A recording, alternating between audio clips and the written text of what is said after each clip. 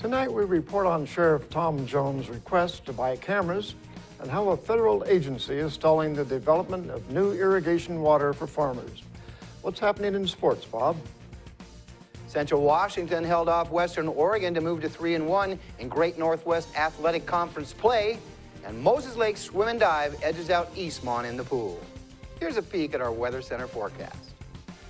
I'm Chastelyn Rodriguez. A cold front towards the coastal area extending our way, extending towards the inland northwest, bringing unsettled conditions for this week. I'll have more details for you in just a bit. I'm Alan Troop, and we have all this and much more on iFIBER 1 News. From the iFIBER 1 HD studio here in the heart of the Columbia Basin, this is iFIBER 1 News, your #1 source for local news, sports headlines, and our very own Weather Center forecast covering the entire Columbia Basin. This is iFIBER 1 News, and it starts now.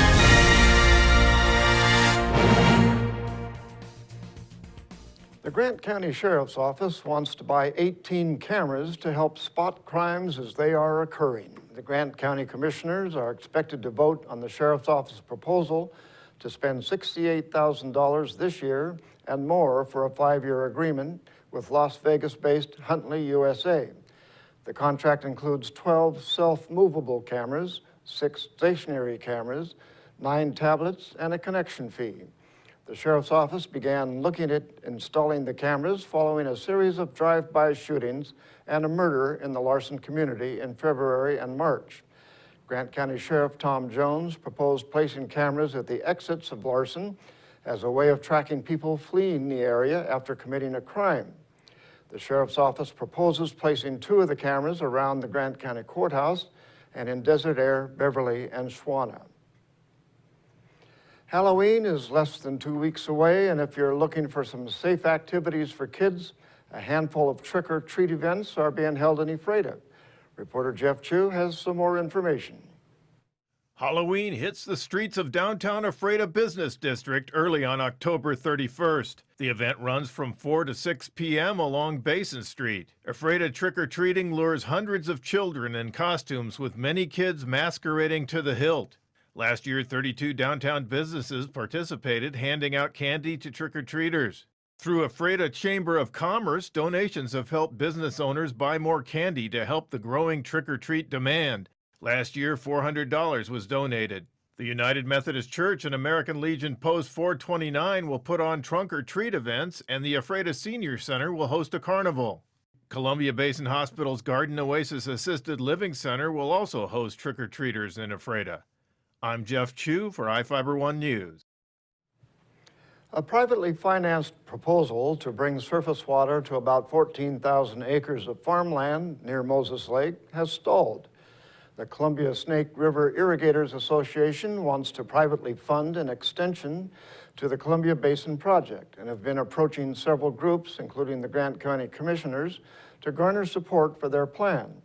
The association has arranged $40 million in funding from lenders and has agreements with farmers to build the infrastructure to bring surface water to farmland north of Interstate 90 and east of Moses Lake.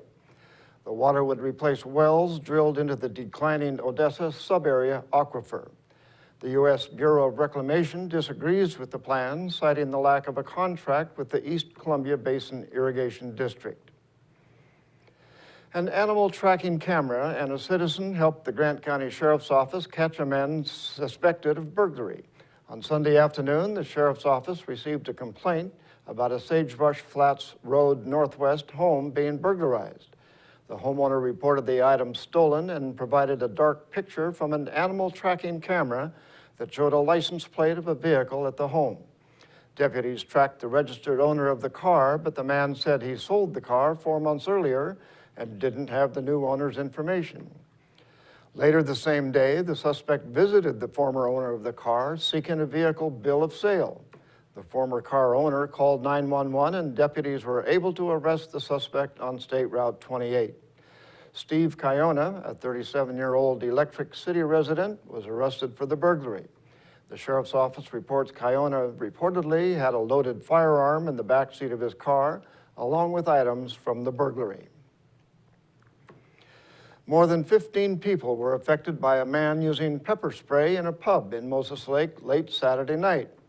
Glenn Prater, a 31-year-old Moses Lake resident, was arrested on multiple counts of assault, according to Moses Lake Police Captain Dave Sands. Witnesses allegedly told police Prater entered the Napel's Dockside Pub on Broadway and got into a short argument.